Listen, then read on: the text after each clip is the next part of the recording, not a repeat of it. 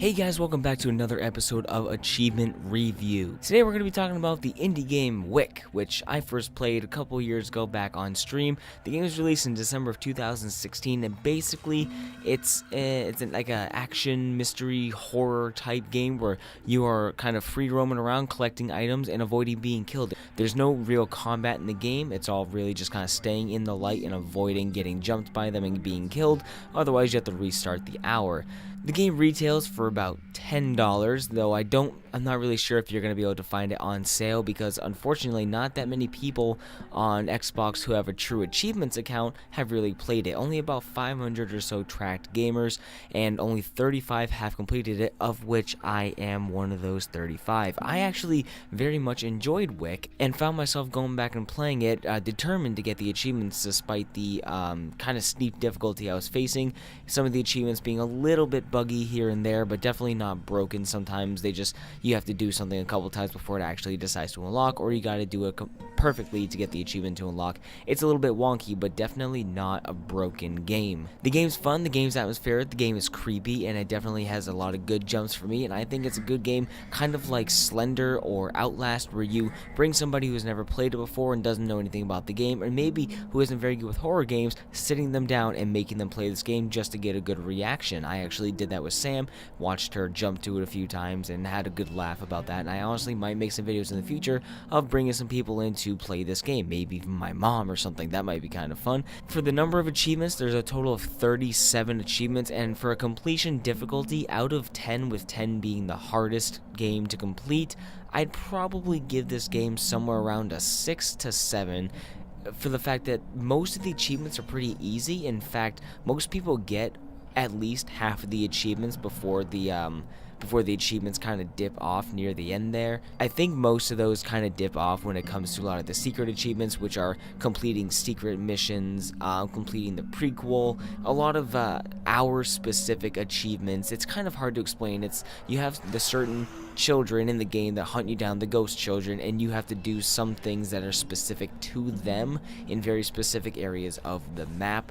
And then, like I said, there's like some bonus modes where you get to play different storylines, and there's a lot of content in the game. It definitely kept me busy. Now, unfortunately, the game on Xbox and on True Achievements does not track your time played, apparently. So unfortunately, I can't tell you exactly how long it's going to take to complete, but I will say, based on my experience, I would guess between 20 and 25 hours once you learn the game and actually understand the mechanics of all the characters and how it all works.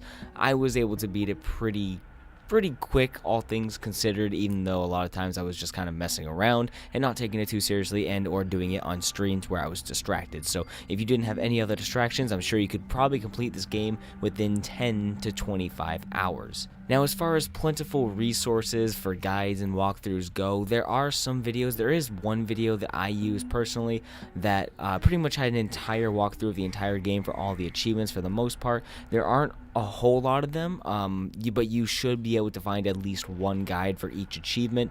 Whether or not it's the best method to get an achievement is questionable, but I ended up getting them all using guides.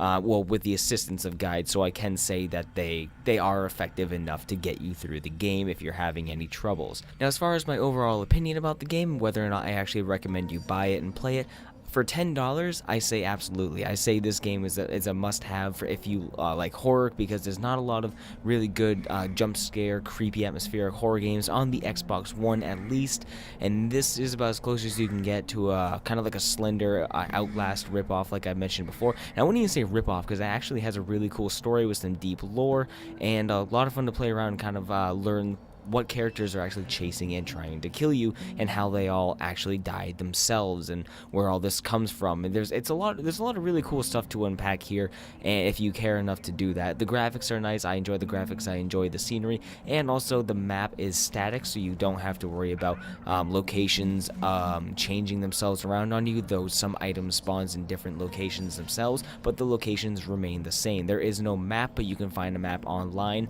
with an overhead, so you can see where you're going and and kind of learn where you're going based off of that. Overall, it has a very slender feel, kind of like the 8 pages kind of thing. It feels a lot like that. So if you're familiar with that type of game, then you're definitely going to enjoy this. And I still find myself getting jump scared and feeling pretty creeped out even when I play it now, having played it so much. So my opinion for the game is definitely buy it, especially considering, like I said, it's only about $10. So, and you can easily, even if you don't complete the game, you can definitely get a good 600 out of it just by playing through, like have like a passing playthrough. So anyways guys, that's really it for this video. If you enjoyed, leave a like, tell me how I can improve the series if you have any ideas for me, anything you want me to include or talk about the game exactly. I have a list of the things I want to talk about, so if you can think of something, let me know, and I will see you guys in the next video.